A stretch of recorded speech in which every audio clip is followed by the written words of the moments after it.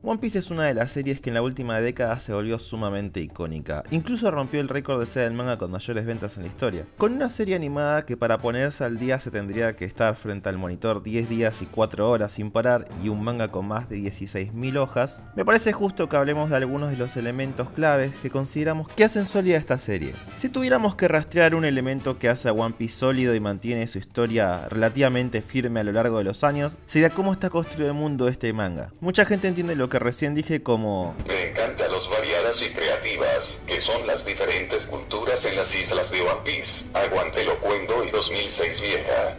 Y digamos que a lo que me refiero no es eso. Las diferentes culturas que se encuentran en las islas son microcosmos de creencias y estereotipos de culturas ya existentes. Alabasta es el imaginario occidental que se tiene de Arabia Saudita y Dressrosa es España con un coliseo romano en el medio porque puede. Como sea, la idea de una buena construcción de su mundo se podría dividir en tres partes. 1. Setup. ¿Qué vendría a ser un setup? Un setup es cuando en la historia existe una planificación previa de eventos futuros donde se dejan sutiles indicios de dichos hechos que van a ocurrir en próximos capítulos o tomos. Con un setup previo se evita lo que solemos llamar coloquialmente jumping the shark o saltando el tiburón, que sería cuando un elemento en el guión es o se siente demasiado exagerado, conveniente o integrado de forma poco orgánica a la historia. Ejemplo: ya, pero si se trata de Jaco, ha pasado una eternidad desde que no te veo. Oh, es mi amigo Jaco. Sí, Jaco, mi amigo que conozco hace 23 años y que tiene una nave espacial que nos hubiese servido para ir a Namek y que nunca mencioné y que es un alien, a pesar de que me sorprendí de saber que existían los aliens hace 4 sagas atrás. Mi mejor amigo Jaco que no forzaron dentro de la trama con un tomo precuela escrito 20 años después sin ningún planteo previo. No, para nada. Establecer estos pequeños elementos permite que la historia influya de mejor manera y que no se sienta que la historia se está inventando capítulo a capítulo o se cuestione la lógica de los eventos que ocurren. Muchas veces una revelación o un suceso no son perjudicados por no tener un setup previo, pero de haberlos tenido habrían generado un mayor impacto en la audiencia e incluso podría otorgar una experiencia totalmente diferente si la obra en cuestión se volviese a leer por una segunda vez. Un ejemplo hipotético. La saga de Dragon Ball Z se sienten poco conectadas, generalmente de los androides en adelante, es como si enemigos aleatorios vinieran de la nada, pero uno lo termina aceptando. Cuando se reveló la creación de los androides, con la ayuda de insectos de observación, tiene algo de sentido, ponele, pero nunca hubo una indicación real de que esto pasara fuera de que te lo cuentan en el momento de la revelación. Imaginemos una situación hipotética en lo que a lo largo de la historia desde el arco de Piccolo hubieran aparecido estos insectos de fondo, con algunos primeros planos eventuales o algunos de los personajes quejándose de que algo los picó.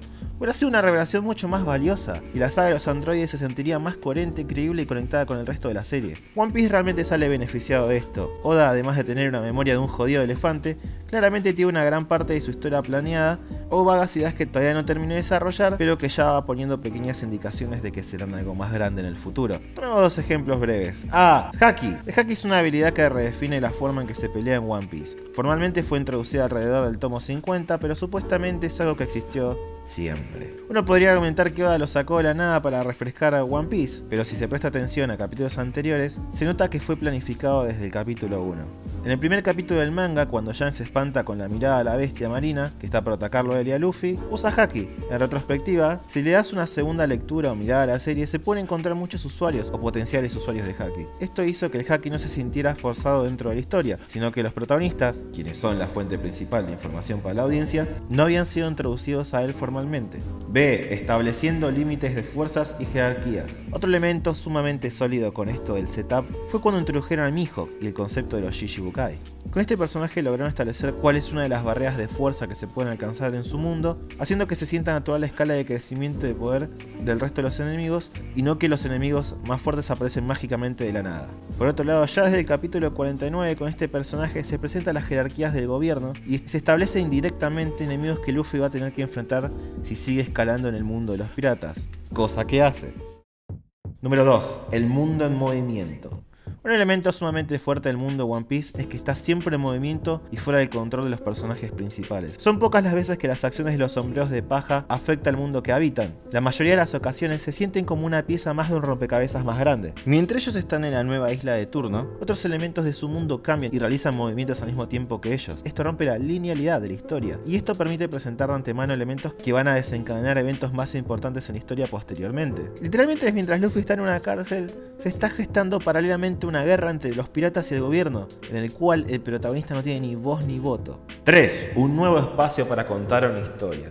Con esto estamos haciendo referencia a cómo Oda usa las carátulas de los capítulos. Generalmente este espacio se suele utilizar para mostrar alguna ilustración que se ve bien o algo en esas líneas, pero Oda las usa diferente. A lo largo de los capítulos de One Piece, estas hojas fueron utilizadas para mostrar qué están haciendo personajes menores que ya no tienen ningún tipo de impacto en la trama. A veces que salen en una sola hoja con cosas de su vida cotidiana y en otras ocasiones utilizan varias carillas para construir una pequeña historia con poca incidencia en la trama principal. Para volver a un ejemplo hipotético, es como si Toriyama durante la saga de Buu hubiera usado 8 carillas de sus capítulos para contar una pequeña aventura entre el robot Octavio y Arale. No tendría ninguna clase de consecuencia en la trama, pero este detalle haría sentir ese mundo más real y en menos movimiento.